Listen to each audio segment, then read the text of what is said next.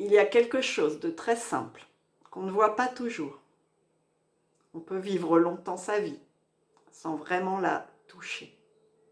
Et parfois, un petit basculement suffit à changer complètement la façon dont tout est perçu. Aujourd'hui, une envie de te parler d'émerveillement. Mais avant, je vais commencer par ceux qui le voilent. Parce que si je commence par l'émerveillement, je vais en perdre quelques-uns directement. Ceux et celles qui vont se dire aussitôt « je n'en suis pas là » ou « à quoi bon ?» Et d'ailleurs, si tu continues à écouter cette vidéo, c'est que tu ne sais pas très bien de quoi je parle ou que tu ne sais pas comment faire pour y accéder ou pourquoi c'est un sujet. Alors, commençons par une petite explication avant de te proposer de te reconnecter à ce qui est toujours disponible si tu regardes au bon endroit. Et si le problème n'était pas ta vie, mais la façon dont tu la vis. Ce n'est pas ta vie qui manque quelque chose, c'est ta manière d'y être. Et ça peut se retourner très vite. Toutes nos contractions sont les voiles qui obscurcissent cet état d'émerveillement, cet état d'être sans malaise, que ce soit notre identité, nos peurs, toutes nos saisies. Quand le mental se tend vers ou résiste à, il perd ce qui est là de façon naturelle. On est toujours occupé avec le passé ou avec le futur. Et on ne peut plus voir ce qui est juste là. Alors que lorsqu'on fait une pause et qu'on est présent à l'instant, l'énergie ne va plus nulle part et elle se résorbe dans la complétude. Et ce que je propose dans mes accompagnements, c'est cette première étape, presque incontournable, de se désencombrer de toutes ces limitations qui nous font perdre justement la simplicité de la joie d'être. C'est un espace pour voir, desserrer nos fixations, se découvrir différemment.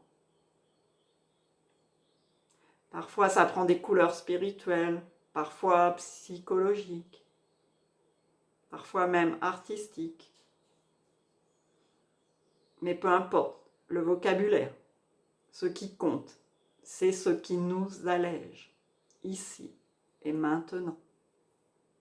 Ce qui nous permet de retrouver ce point de contact avec ce qui ne peut justement pas être nommé. Ou, pour le dire à l'inverse, pour sortir de ce qui peut être nommé, donc défini par le mental, délimité, tout ce qui peut avoir des contours. Le but ultime de mes accompagnements, c'est de dévoiler, en enlevant les voiles, encore et encore. Et l'état d'émerveillement n'a pas forcément l'air naturel. Simplement parce qu'on l'a perdu derrière tous ces voiles, toutes ces carapaces et ces murs qu'on a érigés en pensant qu'on devait se protéger. L'émerveillement est voilé parce que l'attention est absorbée par des tensions internes, permanentes, constamment prises dans des contractions et des mouvements de résistance. L'émerveillement disparaît simplement quand l'attention quitte le ressenti immédiat pour se perdre dans la tension mentale. Et au final, tu ne ressens que des contractions. Tu te sens fermé à l'intérieur, coupé de la vie. Tu te sens vide. Alors, où est passée la magie? Pourquoi ça ne s'ouvre pas? Parce que tu t'es habitué à fermer. Pourquoi tu n'es pas émerveillé par la vie? Eh bien, c'est parce que tu es juste déconnecté de l'émerveillement. Pas parce que la vie est insatisfaisante, intrinsèquement. C'est juste le symptôme d'un geste de protection, d'une vieille habitude de fermeture, d'un regard dévié. Et tu te sens à moitié vivant.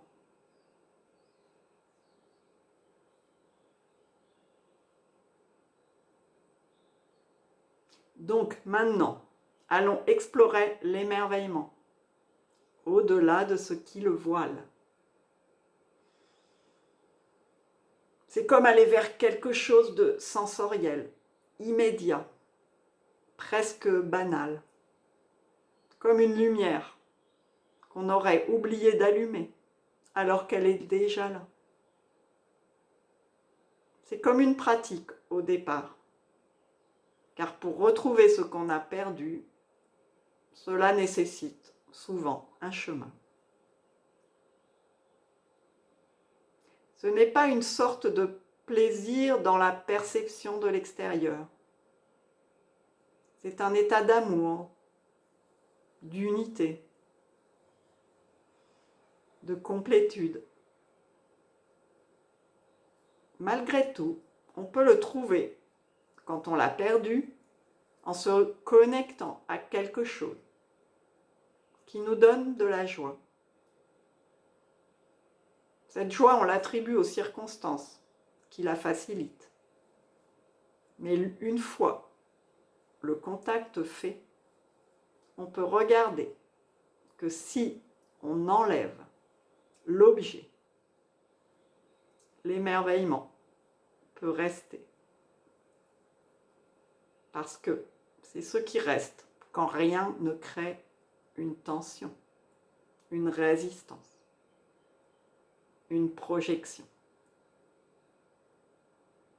Quand on est touché par la grâce du rien, la grâce d'être sans en faire quoi que ce soit,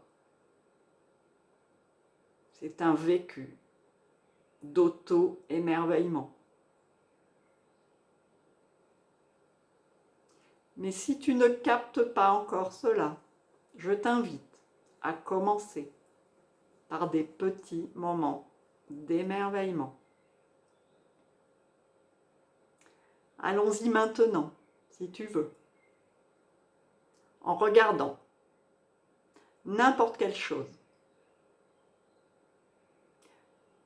Ou tu commences par quelque chose que tu aimes, si ça t'aide.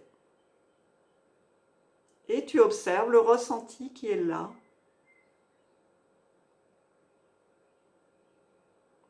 Et tu captes ce ressenti. Et tu tournes ton regard vers ce ressenti.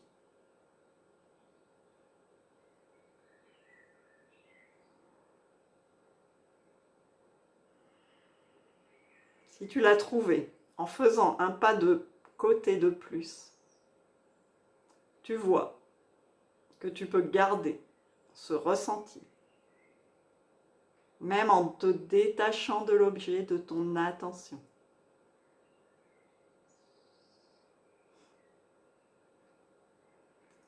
C'est très proche de la gratitude. quand elle est là, sans objet.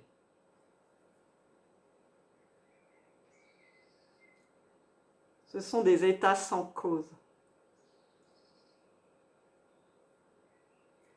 Peut-être que tu peux le rapporter aussi à un état d'amour. Au départ, c'est comme un ressenti dans le cœur.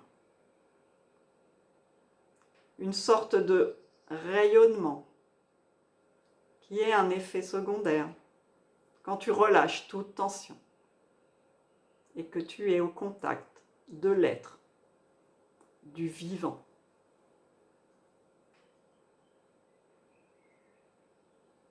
L'émerveillement de l'existence.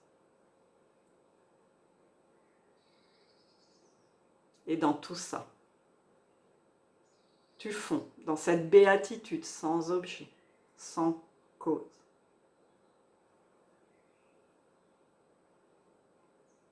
Et tu sais forcément de quoi je parle, car tu le ressens plus ou moins dans certaines circonstances. Que tu t'en souviennes ou pas, tu as dû le ressentir quand tu étais enfant. Tu peux le voir quand tu regardes un enfant émerveillé, curieux de quelque chose qui apparaît. Mais l'enfant, lui, ne projette rien dans cette chose. Il a juste ce sentiment de constat béat, de curiosité, sans intention, du sentiment de joie qui survient, d'être l'observateur. Je crois qu'on peut décrire cela comme ça. Pareil, quand on regarde un coucher de soleil ou un clair de lune,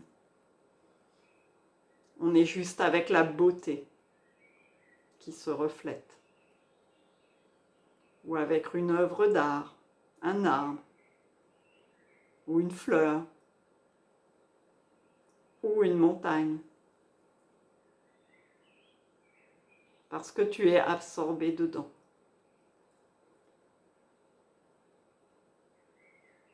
Donc, si ça te parle, je t'invite à te reconnecter au quotidien avec des espaces d'émerveillement. D'abord, avec des objets bien choisis, puis de relâcher l'objet. Puis tu peux aussi, quand tu le captes, garder ce ressenti et te tourner vers un objet quelconque auquel tu ne portes aucun intérêt habituellement et de lui porter ce regard d'émerveillement. Et tu seras peut-être surpris de constater que l'émerveillement peut rester et se vivre, même en portant ton attention sur quelque chose qui t'est indifférent à la base, ou même antipathique. Parce que c'est un espace d'accueil, sans refus, sans jugement, sans catégorisation. C'est ce qui reste quand il n'y a plus aucun non à ce qui est. C'est le grand oui plein et entier. Au début, c'est comme une pratique. Et parfois, on ne peut pas faire contact à la demande. Car il y a trop d'habitudes, de lutte intérieure. Et c'était mon cas il y a quelques années.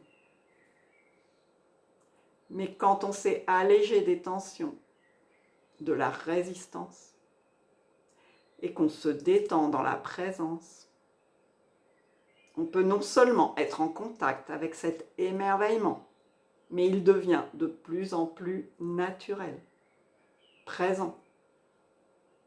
Il n'est plus voilé et il est là.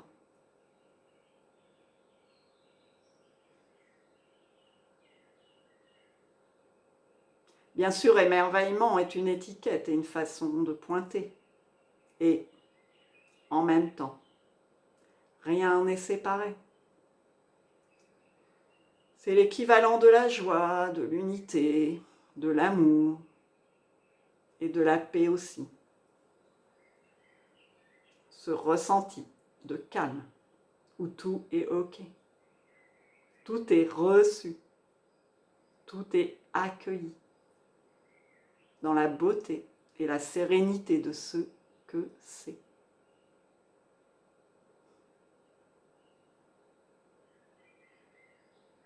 Ce ne sont que des étiquettes et des facettes de la même essence. Et ce que je te propose, c'est une façon d'y entrer. C'est un mode de présence à reconquérir.